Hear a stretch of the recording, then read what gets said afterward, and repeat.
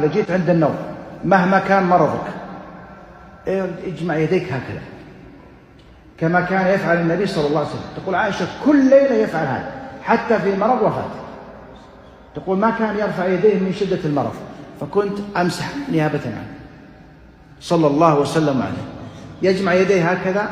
الروايتان المشهورة أنه ينفث أولا قبل القراءة 3 مرات، ثم يقرأ قل هو الله أحد كاملة، قل أعوذ برب الفلق، قل أعوذ برب الناس. قالت فيمسح رأسه ووجهه وما أقبل من جسمه وما استطاع من بدنه. هذا قبل النوم. سبحان الله، يفعل ذلك 3 مرات يكررها. كل الأمراض من أسباب شفائها أن تفعل هذا عند النوم، وحتى لو كنت سليما افعل هذا، لا تغفل عنه. رجاء أبوك أخوك أمك من في بيتك انصحهم به. هذه السنة ثابتة في الصحيحين في البخاري ومسلم.